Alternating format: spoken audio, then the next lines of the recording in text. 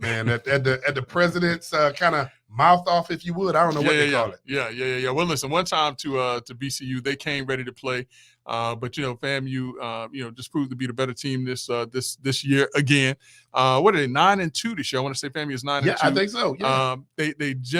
I want to say they just barely missed getting into the FCS championship game for college football. And probably what they were saying is the game that kind of was the determining factor for them, aside from the fact the strength of scheduling, is Jackson State. Deion Sanders, Jackson State, who unfortunately beat the Rattlers, and they kind of looked at that and said, well, hey, if they can't hang with or beat a Jackson State, then they don't need to be in the FCS playoffs. So. And see, now you hit a point, and we always give it up to your dad, because your dad, he's an encyclopedia when it comes to sport. One of my golfing buddies, and I'm not going to name him, but Greg, this is what he sent out to us, man, because he was highly upset. And he says he watches all levels of football, but don't understand how the FCS can just push them HBCUs aside every year. He says FCS plays a tournament each year and takes 24 teams. FAMU was 9-2, only lost to North Carolina and Jackson State, and ranked number 24 in the FCS polls. But teams with 4 and 5 losses got in. And the one thing he left us all with on this group text, he said, somebody explain this to me. It's strength of schedule. I mean, if Jackson State, and listen, you just got to be real about this. If Jackson State, FAMU, Alabama State, the other HBCUs were playing the teams that were in the SEC, ACC, the Big 12. If they were playing those teams, how would they fare? And I get where you're coming from, and I totally understand when you talk about strength of schedule. If you playing doggone 3 and 4 teams that are ranked, but listen, what's Alabama's schedule? What's Alabama's record this year? They lost 2? No, I think they've lost three games this year. Now, do you think that an 8-3 Alabama team would lose to a 10-1 Alabama State team? Greg, I shouldn't open up that can of worms. But have to be realistic. No. I'm just saying I shouldn't open up that can of worms, because as we're speaking, he says, dude, thanks for not mentioning my name.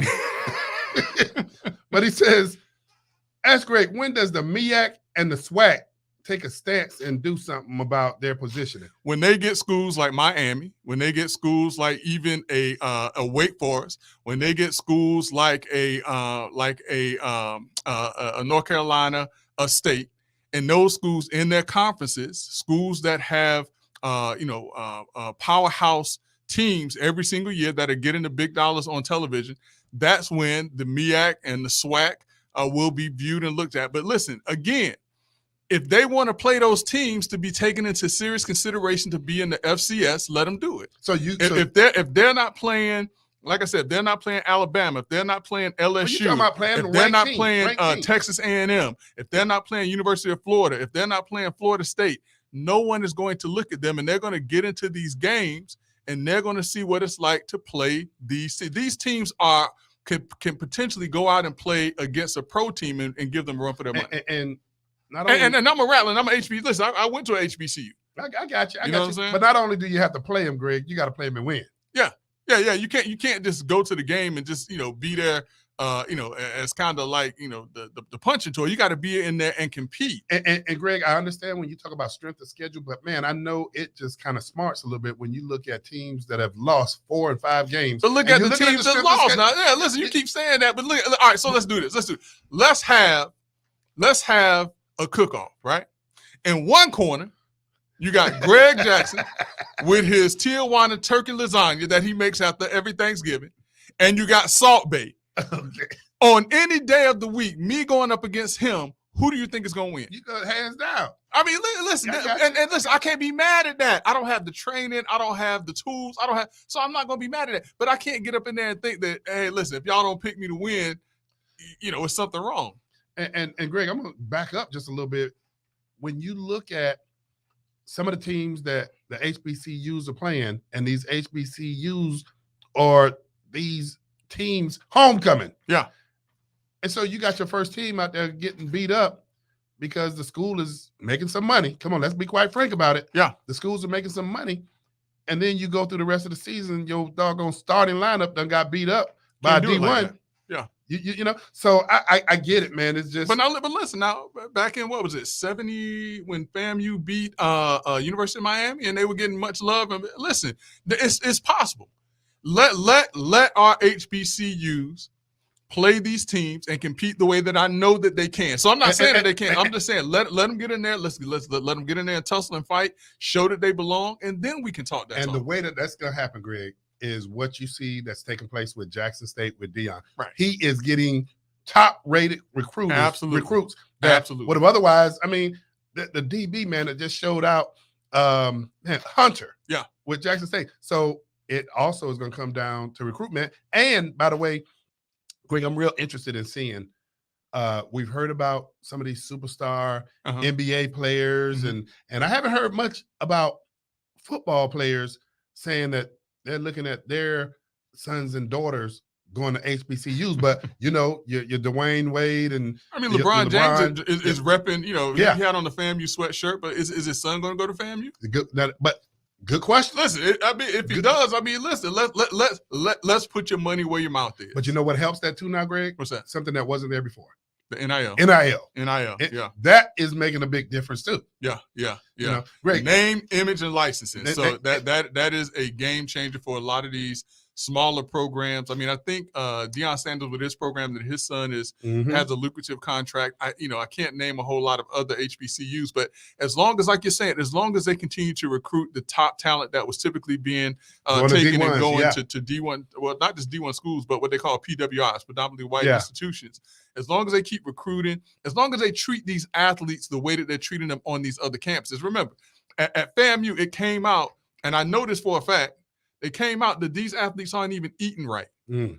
These athletes are not being treated right. But send them to a Wake Forest, just a Wake Forest. Don't even send them to a Florida State or a Miami or University of Florida. Send them to a Wake Forest and watch how differently these athletes are treated and trained. But you know, Greg, you're absolutely correct. But here's another. Let's take it another step. Yeah. When prior to Deion getting to Jackson State, they talked about how bad the locker room was. Yeah, and now simple stuff. Yeah. But now you look at that locker room, it looks like an airplane hangar or something, man. Yeah, it's nice. But you know, something else you just said made me think about this. And I thought this is where you're going to go, but I agree with where you went. But Greg, also now with NIL, you have players that can actually be treated like some of these D1 coaches, where these coaches get a better deal. Yeah, deals and everything else. And by halftime, they're telling the team, I'm sorry, I hope y'all win the rest of this game, but I got a better job offer. But listen, but here's the other thing too, all right? Because we can't just put everything on just the schools. Remember, the reason why these big schools, these powerhouse schools are able to get these coaches and these players is their alumni association. You're right. Alumni associations at some of these institutions are putting tens of millions of dollars per year into these programs. Unless and until we have HBCUs that take seriously their programs and their alumni, not just coming to the games, not just hopping around and partying and just happy to see the battle of the bands, but really and truly putting money into these schools, we're never going to see the level of talent in HBCUs that we're seeing at these PWIs or the predominantly white institutions. It's just not going to happen. You're right. And Greg, before we get off our sportscaster note. See, now you got me sounding like Stephen A. Smith. now I got to go and apologize to some people. But before we get off this tip, Greg, I'd be remiss if I didn't mention this. And this is, I'm very complimentary of those HBCU coaches that have built the way. But man, something that I got to just recognize, and I know a lot of HBCU coaches have done the same. Yeah. But man, Deion Sanders has been transformational because he's made this, and as other coaches have done too, but I mean, you can see it, you can feel it, man. He's transformed this to where it goes beyond football. He's talking about communities. So let me ask this question. So do you believe that in the grand scheme of things that Deion Sanders is a great coach? Yes, I do. So you are now a Florida State Seminole fan. Congratulations, brother Love. Mondo, I agree with you. Let's get him his tomahawk. Hey, let's get the tomahawk chop going on. Hey, he is a Seminole fan at heart. Thank you, brother Love. Polite. That's a little get back. You know that's a little get back, right? Thank you, brother Love. We got two Seminoles sitting in the booth. Hey, by the way, You're listening to Let's Talk Nation with Rod Love and Greg Jackson. And I'd be remiss right now, again, based on what y'all just saw, if you're looking for a great attorney, not a good attorney, but a great attorney, Greg Jackson, how would they reach you over at Dan Newland? Listen, man, they can reach me at 407-564-6604. That's the number that rings directly to my line. And tell them what you specialize in, brother. Listen, I specialize in personal injury. I was just in trial 2 weeks ago. I was getting ready to go to trial last week, but the storm stopped me from going. I found out, Brother Love, just this weekend, as a matter of fact, that I was and am the top trial lawyer in terms of the number of cases that I took to trial this year. And so I am congratulations, Armando. Where those applause at, man? So yeah, I'm very proud. I love going to trial. That's the reason why I went to Dan Newland's office. They said they wanted a trial lawyer, and guess what? I gave him a trial lawyer. I am whoever I say I am. Hey, man, congratulations, Greg, man. And you know what? I expect nothing less from you. But Greg, how long have we been together on this show, man? So it's going on it's a little over 5 years. A little over 5 years. And something that you said to me when I used to ask people, okay, give us a number that people can contact you at. You say, Brother Love, we're in radio. You just got to say it one time. Yeah, you're right, man. That's my bad. Yeah, so 407-564-6604. Attorney Greg Jackson. You can call me, text me at that number, and I'm more than happy to just kind of talk you through whatever your issue is, personal injury cases, slip and falls, motor vehicle accidents. But I also handle all types of other things, Brother Love. You know, I'm a jack of all trades. So. And I, you know, before we segue to Small Business Administration guest that we have with us, Greg, man, you killing it on this photography stuff, man. Nah, man, listen, I appreciate it. I just got another publication that came through for another one of the models that I took pictures of. And you know, Brother Love, I'm thinking about challenging myself even more and reaching out to people who have never been photographed and seeing if I can get just normal walk-of-the-mill everyday people published. And so, you know, not people that are, you know, talented. Like your daughter's talented. I know she never really modeled before, but she's very talented. I want to see if I can. She got it from her daddy, but go ahead. See it now. You know, I'm gonna talk to some love about that. Now, I'm not going to even let you do that to yourself. But you know, just take, you know, just regular people, not necessarily. I don't want to say off the street because you know then people be calling me that and talking crazy. But you know, just a normal person that's never really never modeled. You know, put some makeup on them, all the other stuff, take some nice pictures of them, and just seeing if I can get them published. So that's one of my challenges now. Well, let me tell you, man. You know, me and my wife, we've walked our daughters through this evolution. I mean, my oldest, second year of college with your daughter. And so my daughters, me and my wife, we control that introduction to social media. Now my 15-year-old, you know, she's not on the Facebook platform. Right. She can watch TikTok, but she takes my wife's iPad and she likes to go to that Greg Jackson photography. And so now she's asking the question, Daddy, you let Rihanna do a photo. She ready to get in front of the camera? But she wasn't Rihanna age either. That's true. True. Yeah. She has another 3 years, all right? She got another, another 2 years. Listen, Model Scout takes young teen models as well. And so, you know, for Christmas, she's saying, and listen, and you know, they have what do they call it, graduation photos and different things like that need to come up. She had a 16th birthday party yet? No, she hasn't. Listen, well, Rihanna hadn't called you. Listen, quinceañeras, like in the Hispanic culture, quinceañeras is like a big deal, almost like the bar mitzvah and the bat mitzvahs and different things like that. And my assistant's daughter is actually getting ready to go through her quinceañera, which is when they turn 16. And she's planning this big photo shoot for her out at the barn or whatever it is out in the park. Okay. Yeah, I mean, listen. Well, you got to get ready. Milestones. Well, you got to get ready because in December, Rihanna turns 20. Oh, dang, has it been that long? And then in January, don't tell me that, man. I'm getting old, man. Her baby sister turns 16. Man, I'm getting old. So I'm sure, and that's what my baby girl has been talking about. Daddy, why Mr. Jackson I can't get a photo shoot? So you know that's coming. But I'm gonna leave it to the love. I'm gonna leave it to Mama and Papa Love. Whenever y'all ready for her to be in front of in front of the lens, man, just let me know. And by the way, photo shoots with G. Allen Photography, hey, they are fun. Let me tell you, it's not a stiff endeavor. They are fun. Absolutely.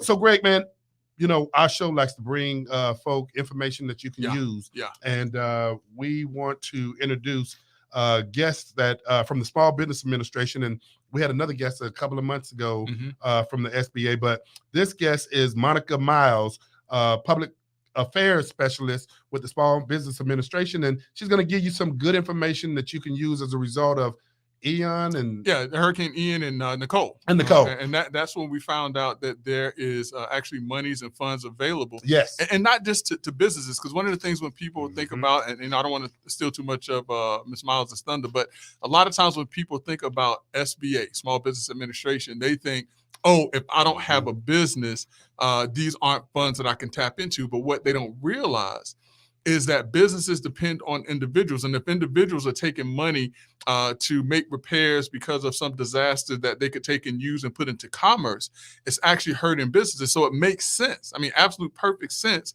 that the SBA is supporting individuals, consumers, so that the consumers can support business. People don't understand that symbiotic effect that business. What I don't understand, I don't think that we have an endorsement or commercial with SBA, because you for sure gave them a good one.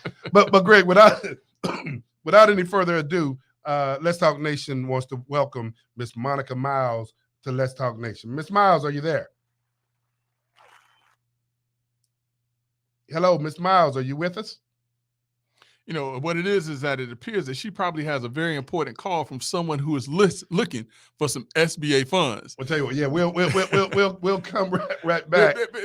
And you know, because one of the things also, again, Brother Love, is that when we're talking about the SBA funds, what folks, not even just owners of homes, but also individuals who are renters are eligible for the funding. And there is, you know, a certain amount of money that they can get from the SBA to help with those endeavors. But while we make a quick transition, Brother Love, here's and I forgot to do this, Brother Love. We're 19 minutes in. Nobody said anything. If you're hearing these two voices right now, you're tuned in to two of the most influential voices in Central Florida on Monday Night Radio. Brother Love and Greg Jackson, the dynamic duo guaranteed to raise your IQ 10 to 15 points. But tonight, Brother Love, we have a special guest from the SBA who is going to help us raise your IQs another 2.5 points. Can't give you that 5, but give you 2.5. And so we're going to raise that IQ 17.5 to 22.5 points. And right now we're bringing live to the studio none other than Miss Monica Myles. Miss Myles, how you doing this evening?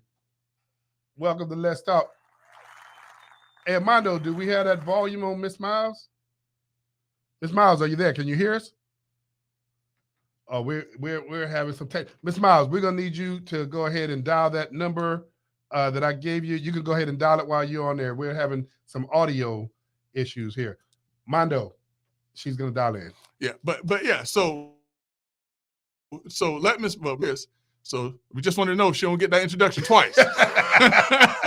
You get that introduction once, because the energy, I'm like a Tesla, Brother Love. Like the Tesla with the electric batteries, you hit the gas, you can do like 0 to 60 in 2.6 seconds. The next time you do it, you might get it in 3 seconds. The next time you might get it in 3.2. So every time I hit that gas, Brother Love, that energy go down a little bit more. And Greg, man, you giving all this free commercial stuff away, man. And when you talk about Tesla, you're talking about Elon Musk, you're talking about the Twitter debacle that's going on right now. Man, yeah.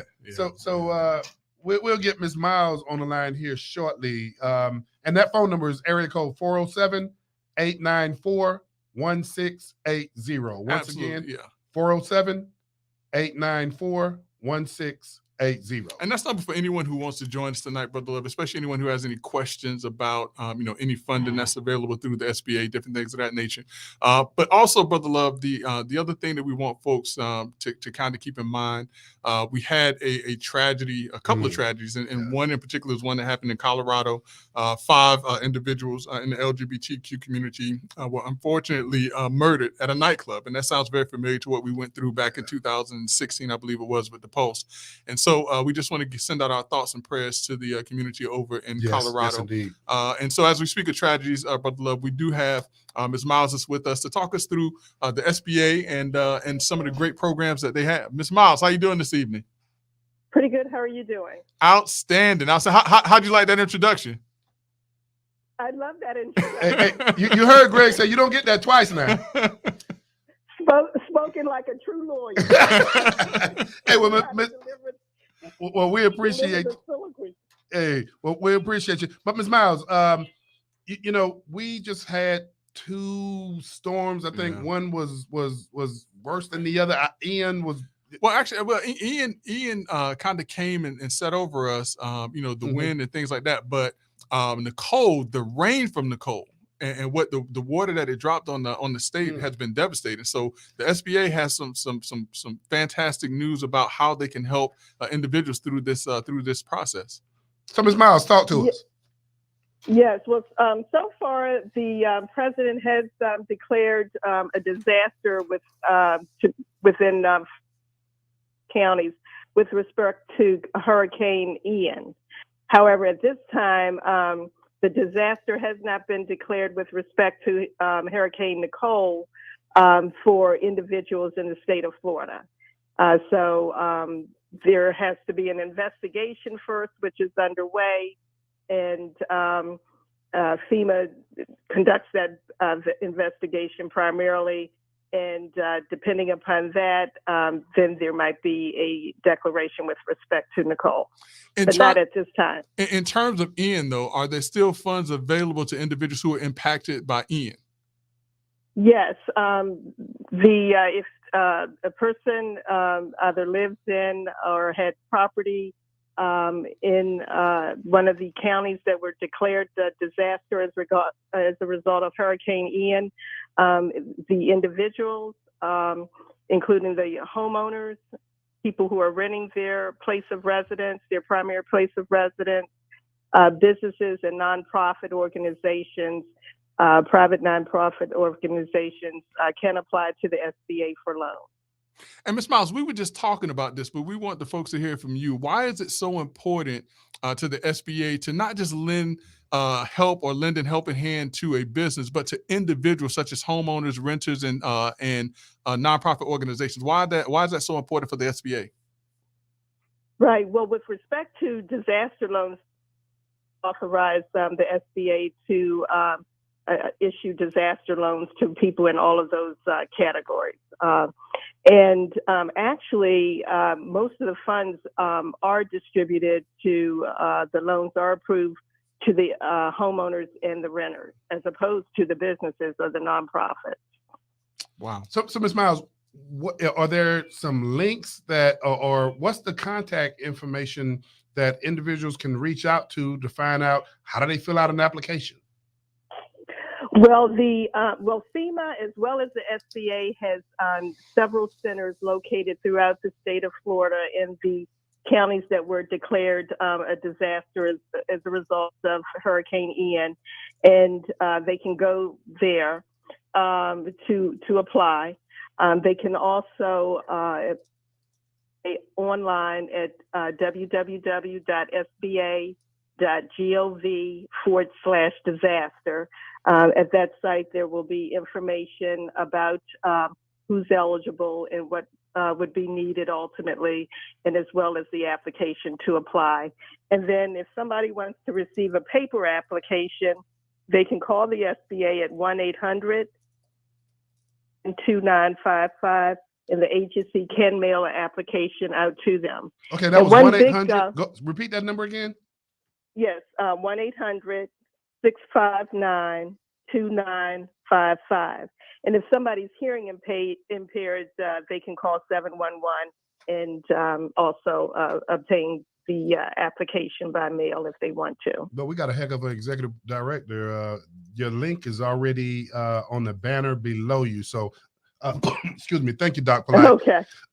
Ms. Myles, one other question, because I do know, Greg and I was trying to get you on last week, but as you see, this show is in demand, and there was a deadline that was looming, I believe, the 25th. What's the update on that deadline for Ian? Yes, as of today, FEMA did indicate that the deadline has been extended, and the deadline is now January 12th, 2023. Oh, okay. And that's the deadline for anybody wanting to submit a loan application with respect to the loss of property, either real property such as their home, a condominium, houseboat, if that's where they live and that's their primary residence, or for business, the building where the business is located, including, say, a rental apartment or something of that nature, and also for the contents of their residence. So for a renter, that would be renter or homeowner, that would be their clothing, their furniture, appliances, And it could also be a car if they had a car that was Wow. damaged as a result of Hurricane Ian and insurance didn't pay for everything. Now, do we get the kind of what the limits are that folks can receive through these funds, whether it's a renter, a homeowner, or a nonprofit? Yes, for a homeowner for applying for a disaster loan with respect to the premises, the maximum is $2 to repair or replace the primary. You broke up. Repeat that again. I'm sorry. $200,000 for the homeowner if they need financial assistance through a loan to repair or replace the primary residence. And this amount of money goes towards what the person is calculated based in part upon what they've already received from FEMA and perhaps as well from their insurance company. Now, can this money to homeowners be used towards deductibles also, or no? Yes. Okay. Good. Okay. That's good information. Yeah, That's yeah, good information. Okay, you mentioned about homeowners. What about Renters. Renters as well? And nonprofits, yeah. Yes, for the renters as well as the homeowners with respect to the contents of their property, their place of living, or also for a car that may have been damaged or truck or something of that nature. The limit for that is $40,000. So in all, the homeowner would be the $200,000 for the premises and $40,000 for the contents, the personal property, be $40,000. Then for a business, and it can be a large business or a small business, it's not limited to small businesses. For disaster loans, the maximum is $2 million, and that includes everything from the premises, the building, to the contents as well. Ms. Myles, now the questions come. We got a heck of a Let's Talk Nation audience, Greg. Ms. Myles, question for you is from our audience. What's the term of the loan? Do you have that information? Many of the loans are up to 30 in terms of payoff. You say, was that 30 years? 30 years. Okay. And for a homeowner or a renter, the first payment isn't due for about 5 months. Wow. Okay, they are low interest rate loans as well. Okay, the other question we have for you, does that impact loss of revenue for small businesses as well? Right. There are also economic injury loans that are available to eligible small businesses and private nonprofits. That can be up to $2 million. So for the business or the nonprofit, the $2 million engulfs all of those funds: the repair and replacement of real estate, inventory, equipment, supplies, vehicles for the business, as well as the economic injury loans. For instance, for somebody who's may not have received all of their income as a result, or their usual earnings as a result of the hurricane, their business may have had to close down for a week or two. They need funds to pay their rent or mortgage on the property, pay the employees' income. Those type of things can be used for the economic injury loan. Man, I tell you, you covered a lot of ground. And last but not least, and Greg, I know you got this question too, because I see it hit you. The question is, are any of these loans forgivable? And I guess that's riding on the tail of PPP and a lot of that. Oh, okay. No, there's no indication that these loans are forgivable. Okay. Well, listen, all great information, and we really appreciate that. And Ms. Myles, as always, your organization and you have been very helpful to allowing us to educate all 23 million of our Let's Talk Nation listeners. Okay, that's great. and we appreciate you, Greg. Thanks for the opportunity. No, thank you. And Greg, obviously our names are getting around because we get calls from the SBA on a regular basis. Yeah, listen, man, that's a good thing. That's a good thing because it keeps the Let's Talk Nation informed and engaged about what's taking place and how to help others in the community. So you're absolutely right. Well, Ms. Myles, we appreciate you joining us with that invaluable information. and don't be a stranger to us now. Okay, no problem. And thank you so much again for inviting the SBA to appear in your show. Thank you. All right, you all take care. All right. Now here's one thing, Brother Love, that I want to warn some of the new listeners to Let's Talk Nation, because I know it's not the old sage listeners of Let's Talk Nation. Now, don't do like some people did with these PPP loans. Yes, and make up stuff about why you need this money, because these are government funds, and Uncle Sam will come back and make sure you get to that. And don't forget, now they have set aside monies to hire 80,000 new IRS agents. Yeah. So this is nothing to be messed around with and played with. If you have been impacted by Hurricane Ian, these are funds that are available to you, up to $200,000 for homeowners for the replacement of premises or repair premises, for an additional $40,000 for contents and things of that nature for homeowners, as well as for renters. If you've been impacted by Hurricane Ian, this is something to take very seriously. If you are a business owner or a nonprofit, a nonprofit organization, up to $2 million to help you to get back on your feet. 30-year terms on these loans. They're not forgivable from what we're getting right now. But if you have been impacted, this is something to take very seriously. Do you have the way to get in contact with them again? Yeah, the telephone number, if you want to go ahead and get some assistance via telephone, 1-800-659-2955. And if you want to file that application online, Doc Polite, if you run that banner across the screen while we're on air, you can get the information from there. Doc, we're going to take a quick commercial break, and then, Greg, we'll jump back into this shortly. Absolutely, man. So coming up next, a conversation with Brother Love and Greg Jackson, the dynamic duo. You don't want to miss it on Let's Talk Nation. I found that nothing in life is worthwhile unless you take risks. Nothing. Nelson Mandela said, "There is no passion to be found playing small and settling for a life that's less than the one you're capable of living." Now, I'm sure in your experiences in school and applying to college and picking your major and deciding what you want to do with life, I'm sure people have told you to make sure you have something to fall back on. Make sure you got something to fall back on, honey. But I never understood that concept, having something to fall back on. If I'm going to fall, I don't want to fall back on anything. I want to fall forward. I figure at least this way I'll see what I'm going to hit.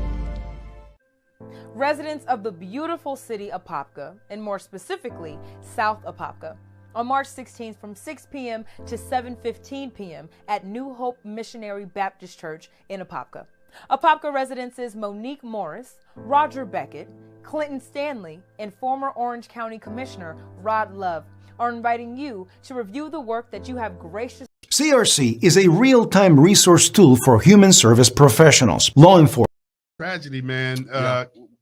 You got some additional information? I know that took place in Colorado, but we also had some other tragedies. Was it University of Virginia? Listen, man, there have been some unfortunate things that have been taking place. So in addition to what took place in Colorado, again, it was happened at a nightclub, LGBTQ nightclub. Unfortunately, there were 5 individuals that were killed in that tragedy. I think about 20 folks who were injured. But in the University of Virginia, last week, there was a young man, and there's some additional news coming out that this person may have had some mental health issues, which that's why we always talk about and feel that we have to take these issues very seriously. But he murdered, 3 of his classmates who were 3 University of Virginia football players. Unfortunately, these young men, no one older than 21 years old, murdered one while he stepped on the bus. And so that was another tragedy that the University of Virginia's community is dealing with. And our hearts, thoughts, and prayers goes out, not just to Virginia, University of Virginia, but to the families of these young men, not just the ones who were murdered, but the young man, because we have 4 lives lost in this. Right. The forever life of those 3 young men, and then the life of this other young man who unfortunately performed and committed this horrible act. And then there's another incident that happened in Idaho. And there were 4 students who were slaughtered in their beds. Mm-hmm. And, there's no information on that one. No one knows who did it. They're trying to find and track down clues. But, listen, we said it last week, Brother Love. We're going to say it again this week with so much that's going on, and especially around the holiday season. It's a terrible time to lose anyone, but especially around these times when should be a lot of joy and cheer. And now this time of year becomes a time of mourning Right. for a number of families and a number of individuals. But this is a time that folks should be pulling close those individuals that they find dear to them. Make that phone call. Reach out. Just check on someone, because it's unfortunate that we could be getting those phone calls that we as parents would hate to get, that we as friends or cousins or brothers or so, whatever would hate to get. So let's remind folks that let's remember to appreciate those around us. Boy, I tell you, words well spoken, brother. Words well spoken. Great, man. And man, I tell you, it's just almost hard to move on, from that. But man, what is taking place, man? We just got past the midterms. And Greg, it seems like you would think things would level out, but it appears that they are getting a little crazier right now. Listen, what has happened since the midterm. Yeah. So, there was this mention of a red wave, and we couldn't get into it the way that we wanted to last week, because there was some good information that we had that came through. But there was a supposed red wave that was supposed to take place. The Republicans were gearing up to take over the Senate. They were gearing to take over the House. There's going to be a lame duck session. And lo and behold, after Tuesday happened on Wednesday, it became very apparent that this red wave that folks were waiting for was not going to occur. Now, that's not to say that Republicans did not fare well in this election. They did pick up several seats. What it did reveal, though, Brother Love, and it's starting to come out even more, it revealed that Trump-backed candidates failed miserably. And Greg, just a little footnote on that. You familiar with who Paul Ryan was? Oh, he still is. Well, he still is. I guess once a House Speaker, always a House Speaker. Yeah, I mean, listen, Newt Gingrich, you still refer to him as Mr. Speaker. You're right. You're right. But I don't know, Greg, if you saw the interview or you saw the I saw the headlines. The headlines where he has, it used to be never Trumper. Yeah. But now he's introduced something else, which has a new title. Mm-hmm. And the new title is Never Again Trump. Yeah. And he's citing 2018, 2020, and then 2022. Listen, this is what I'm gonna say. For the most part, I've always said, and I don't know why people neglect to mention this when they talk about me. I've always said that I like Trump's policies. He did some great things in terms of bringing this country and putting this country on a path of American independence. And you cannot deny what he did for this country. Policy versus personality. And I was going to say, but in the same breath, I always said that I thought that he was a fool. Mm-hmm. I've always said that. Now, when people came in and, with Trump, he's going to do this. There was not a single nation, hostile nation, that dared to stand up and say something negative and do something negative here in these United States, because Donald Trump was half crazy. They was like, we don't know what to expect from this guy. Don't know what to expect. And Greg, and I have to back up one little step. You're right. A red wave didn't take place nationally, but Florida had a red wave. I mean, listen, like I said, that's not to say that Republicans did not do well in this midterm. It's that the red wave, because there were a number of Trump-backed candidates that if they would have won, it would have been a legitimate red wave, with the Senate being taken over by Republicans, with the House being taken over by Republicans. And now we know that the House is narrowly going to be led by, or the majority in the House is going to be Republicans. It looks as if McCarthy may win that vote to become Speaker of the House again. But in the Senate, and I mean, it's so much so that, McConnell, who is the Senate leader right now, was being challenged by our very own Rick Scott, who failed miserably to overtake that position. But, there's a lot of shakeup, in the Republican Party. And one thing about Democrats, one thing about the Democratic Party, which is the party that I belong to, when we stick together, we stick together. Oh, so you're saying we don't stick together? I'm saying y'all don't stick together. Okay, all right. I'm saying just that. Okay. I'm saying just that. Hey, but Greg, let me say this to you. I think, man, in addition to what we're seeing and what we're experiencing, Greg, I think what America is also saying is we want some more stability. We want some additional balance. When you look at what's taking place right now, you have Chris Christie, who came out publicly the other day and said, hey, to those other Republicans that are talking around the fringe, he say the name.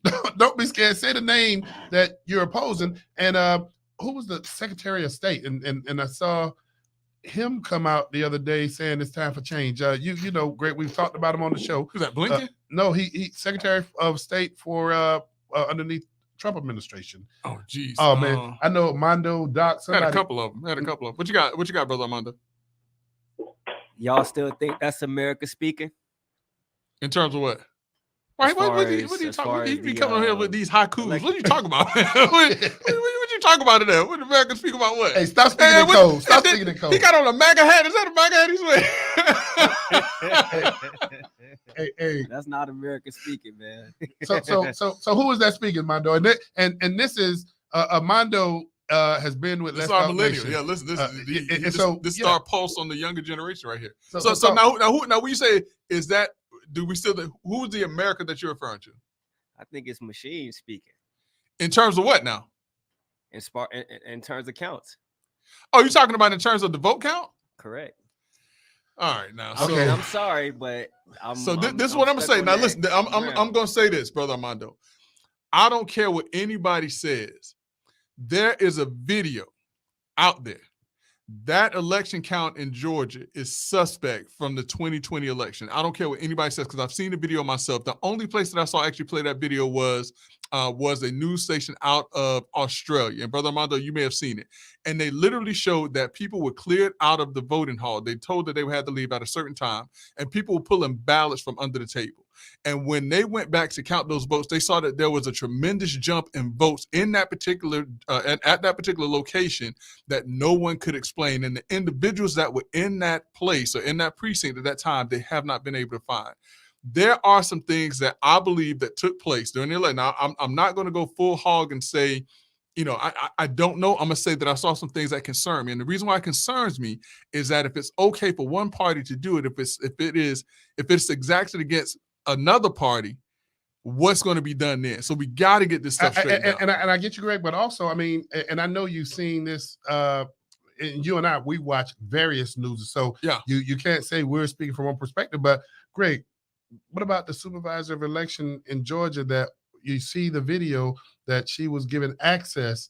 And, you know, so when you talk about discrepancy, and I'm just assuming, I mean, are we talking about that's a discrepancy with Democrats, or is that a discrepancy with Republicans? I mean, I'm not sure what we're talking about, but when we see individuals given access on video, and now they're subject of a investigation. Yeah, Brother Armando, what you got? No, I was just gonna say it's just weird that Florida could have their votes figured out immediately, in Georgia and Colorado, Pennsylvania, days to get it done. Yeah, Georgia, Colorado, Pennsylvania, Nevada, Arizona. It took them days to certify the results. And as a matter of fact, Arizona, there are 2 precincts in Arizona who are refusing to certify the elections because of Christy Lake, who is saying that, you know, the votes need to be recounted and that there were irregularities with the election because there were certain precincts in Arizona where Republicans did not have access to the polls because their machines were mysteriously broken down and different things like that. But if you look at that by comparison, Greg, I mean, does Florida get any credit for our ability? So no. I mean, and I asked that question. Well, I'll take that back. I'll take that back. Question, why then? No, because of hanging Chad. People still look at Florida as a hanging Chad state. Now, what they don't realize is that Florida we saw what the issues were, and we corrected that. We invested in it too, Greg. Yeah, that's right. That's right. So folks don't give Florida the credit that it deserves for handling. You know, we have I forget how many millions of people we have vote in the state of Florida every election, and we know who our governor is. We know who our senators are. We know who our state representatives are. We know who our congresswomen and men are. We know who all of those people are the same night.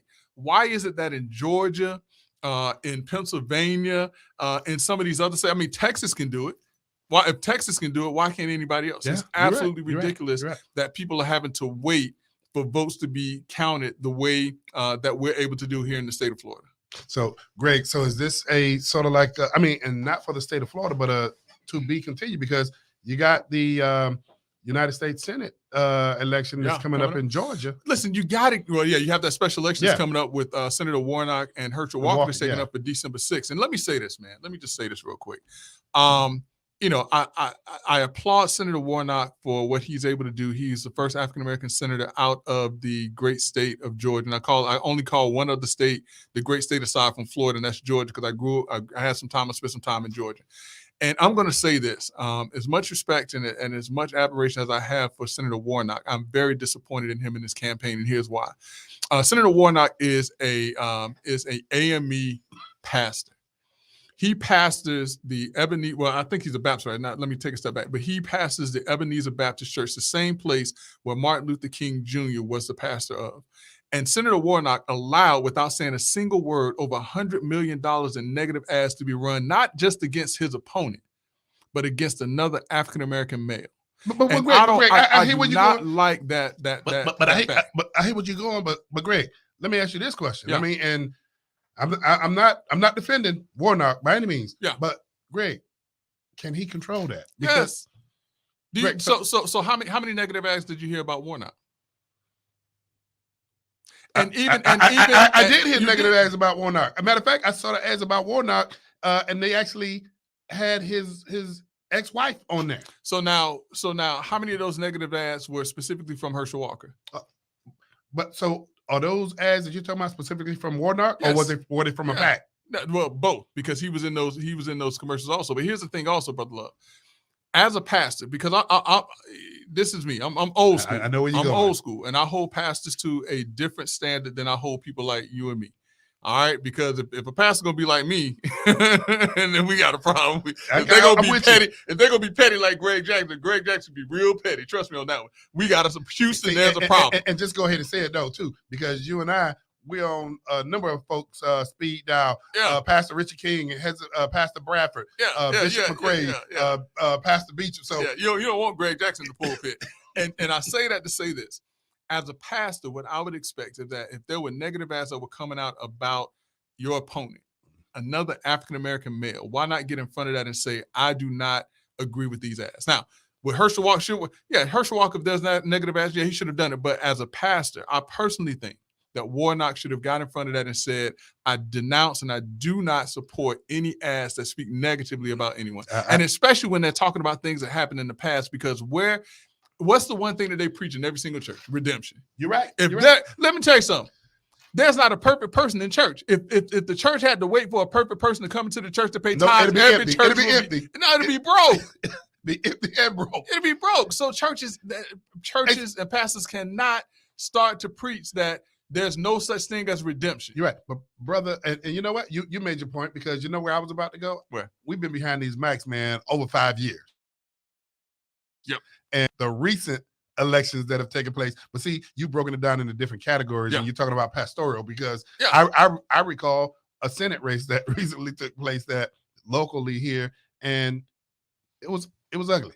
Listen, but I expect that from normal everyday people. I expect. Listen, we supposed to be heathens. So the people that are preaching the word, he was supposed to jump in front of those words, is what you're saying. That's what I say. I get your point. I get your point.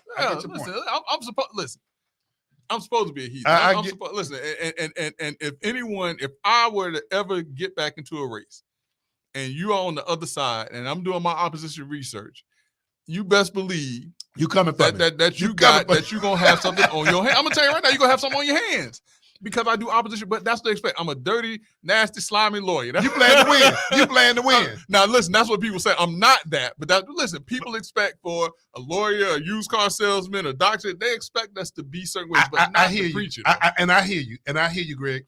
But I gotta just continue to come back here, Greg. These folks are playing to win, man. And I get you. I get it. Hey, you are looking at the folk that's in the pulpit preaching to you, but then they're doing something else. Listen, like I always said, I look at and I hold pastors to a higher standard. Okay. I just do. Just like, to a certain extent, as a professional, people hold you to a different standard. I got you 100%. Hold me to a different standard. You know what, man? I'm going to take a chapter out of one of our good friends of the show, because when you talk about holding to another standard, Dr. Randy Nelson. Yeah. He did a community and law enforcement workshop engagement over in Eustis about a couple of weeks ago, man, with Pastor King.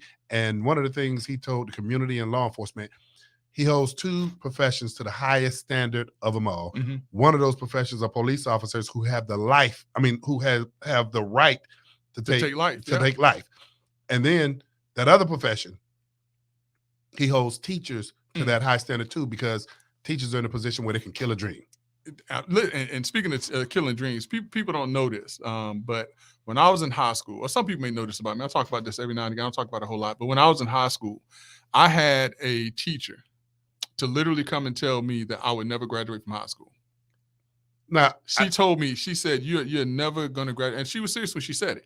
Now, luckily, my parents were very strong-willed. And if it was one thing that my parents put into my head to this very day, and that's why some people say I can't walk through a door because my head is so big, my parents put into my head that I could do anything I put my mind to. And so because I had, and my parents were young when my parents were 20 when they got married, and they were about 20, 21 when they had me. So they were young. So it's not like I'm dealing with more. And my parents always told me coming up as a kid, you can do and be whatever you want to be. Without fail. I never heard my parents say, oh, you can't do this, you can't do that. Well, my mom told me I couldn't sing, but she was just jealous. She was jealous. I was jealous of my mom was doing because I could sing I was in all kinds of groups and everything. She just didn't want to. She just didn't want to fess up, Greg? Well, no, I was singing in the middle of the night. She won't be practicing. but what I really want to know is, after this teacher told you that, yeah, how small did she feel after Mother Jackson showed up at the school? Well, Mama Jackson had to show up at that time. Okay. Oh, she had to show up at that time because so you already school, okay. And listen, by the time I got to high school, the Greg Jackson that's sitting in front of you right now is similar to the one that was in high school at age 15, 16, and 17, which ain't a good thing because I ain't have a filter like I have. I got you at this age. But the crazy thing of it is that it rolled off my back. When she told me that, it wasn't like, oh, she just spoke something into my life that's for real and true. I was like, that lady crazy. She don't know who I am. She don't know who I am. And that's the type, because from a young man, for as much as I can remember, my parents always told me. They gave you the armor that you needed. You had the tools. So when this teacher told me that, so when I was in second grade, here's another story real quick, and I hate to be sharing all of this on Thanksgiving because I want to talk to folks about Thanksgiving. But when I was in second grade, they put me in a remedial math class, not because I was bad at math, but because they needed another black child in a math class. That's the only reason why I was put in there. And I went home and I told my mom, I said, they got me in a dummy class. That's how I said it. At 7 years old, they had me in a dummy math class. My mom went up there and showed out. She went out there and showed out. Needless to say, I never got into another remedial math class. As a matter of fact, I took calculus 2 in college. I mean, I was a computer science major when I went to Florida A&M University. Partied too much. That's a whole nother story. Don't do like I did. But the point is this: parents, older people, elder statesmen in your community, you can speak to these young people instead of always focusing on the negative that these young people are doing, because the young people are hearing it from so many different places right now. We just saw a young lady who was beat to death in Mexico by some friends. So we know right now we can't even trust some of our friends. But if we take it upon ourselves that every now and again, Brother Love, to speak positivity into the life of a young person, even if it's in passing, you never know how that's going to impact that young person. And on this Thanksgiving holiday, Brother Love, as we talk about what we're thankful for, let's give someone else something to be thankful for. So, Brother Armando, you can do whatever it is that you put your mind to. You have a business that's going. Everything that Brother Armando puts out there, I'm liking it because I and Brother Love want to feed positivity into your life on this Thanksgiving holiday and beyond. I appreciate you guys for that. And you know what, Greg? And I think you summed it up. But I'm just going to hit the nail on the head. Greg, words have power. Oh, no doubt. Words have power. No doubt. And so, man, we got to speak those words to life, man, especially in young people now. And when I look at Brother Armando's been with us over 5 years now, man. Yeah. And have you seen how that entrepreneur spirit has grown in him too? Listen, don't get me started now. People don't know I'm a Sunday school teacher now. Also, I've been a Sunday school teacher. I started, in the AME church as assistant superintendent of the church school when I was 15 years old. A lot of people don't know that. But this is what the word is so powerful that even in the Bible tells you, in the beginning there was the word. The word is powerful. The words that we speak from our mouths are powerful. And we need to continue to understand that because, like I said, Brother Love, there are young people right now. There are older people right now that are hearing us on this radio station right now that need to hear this and that are grateful that they're hearing this, that our words are powerful. Yeah. And that they can do whatever it is they set their minds to and now go out there and do it. But not only that, speak it into another person's life. Yeah, and you're absolutely correct, Greg. And Greg, we've had conversations before where we have, unfortunately, man, people that hear on a regular basis that they're not going to be anything. But you know what? If they get what they need at home, if they hear those powerful words at home, and I'm just thinking about the armor that we've gotten from our parents, our grandparents, and you know, folk love to use this old saying as somewhat of a cliche about it takes a village. Yeah. Greg, it takes a good village. Yeah, not just a bad. You're absolutely right, brother. Takes Love. a good not village. just yeah. No, you don't want the bad. But speaking of villages, brother Love, and brother Armando, thanks for sharing this with us. But it appears that Donald Trump has been invited back into the Twitter village. but you saw, but you saw his response, right? It don't matter. How many followers does he have now, brother Armando? Is this on Twitter that he has these followers? Is this on Truth, Social Truth, or whatever he's on? That's Twitter, and he has 10 million more followers than he received in votes. So Joe Biden has some trouble next in 2024. Listen, he has 85 million followers on a platform that he has rejected. Well, how long? Hey, but Greg, how long do you think that's gonna last? Listen, when he gets beat up in these primaries, it ain't gonna last long. But listen, I'm gonna tell you like this right here. The scary thing for the Democratic Party, my party, is that there are going to be some very talented Republicans that come out of this shakeup of the Republican Party, one of which is Ron DeSantis, who may or may not actually seriously consider running for president. I hope he does not. The other, brother Love, Mike Pence, and I've been saying this. Y'all think I've been playing. Mike Pence, I think, is gearing himself up to run for president. Now, Sununu, up north, he's thinking about it also, I believe. Tulsi Gabbard, I think she's made a switch. Is going to be making a switch from Democrat to Republican for a reason. What about Haley? Oh, Haley Berry? Not Haley Berry. Oh, geez. Oh. She was what? She was Secretary of State too at one point, right? Oh, no. She was ambassador. Nikki okay. Haley, out of South Carolina, I want to say. Okay, but Greg, let me ask this, because I mean, you are also a good study of history, Greg. And I know Armando and Doc are going to Google this for us, or somebody from Let's Talk Nation. But how many vice presidents have been successful in coming back and securing the office of the presidency in recent times? I mean, if you go over the past, how many years you want to go the last 30 years? Now, last 30 years, so you only have one. Now, if you go back the last 40 years and successful, it's kind of because Gerald Ford was put in that position after Richard Nixon. He wasn't really successful. You have Lyndon B. Johnson, but that came on the heels of the assassination of John F. Kennedy. But the only other one aside from that has successfully run and won is George Bush.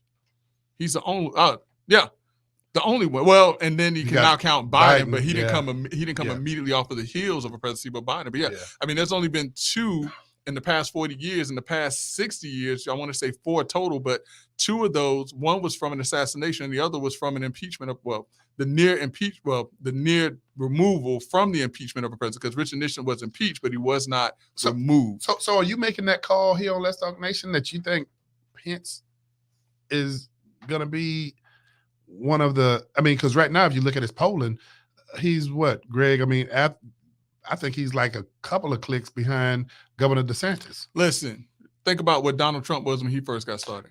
But also more of a moderate, but hold on. Guy. But also, Greg, Trump got earned media all the way through the process. What do you think Pence is doing now? Yeah, how much have you heard from Pence in the past 2 years? Do you think anybody's going to get that level or that amount of free earned media like Trump got? I mean, and he got it because he was a reality TV But star. think about why Pence is going to get it. Pence is going to get it because he's going to talk about all the things that Donald Trump did wrong, but also all of the things that Congress is doing wrong to address it. Pence is playing this game, and he's a real politician. And then you got Governor out of, is it Arkansas? Asa Hutchinson, who is saying he's going to make a decision whether or not to run in January. But great, you got Governor DeSantis, who by and far, he's running right now, Greg, neck and neck with Trump. But here's the other problem, though. If more than, I think, Greg, if 5 or 6 gets in there, just based on the base that's following Trump, I think, it propels him to the top, whether, But some of those people up, brother love. Man. Of those people up, brother love. If the right Republican runs, he's going to get Democratic votes. Man, time just flown. Normally I don't do this, but brother Greg, you do not have to go home. But you got to get out of here. Until next Monday. Y'all saw how we just ran with Happy Thanksgiving, everybody. Hey, happy Thanksgiving. Gobble, gobble.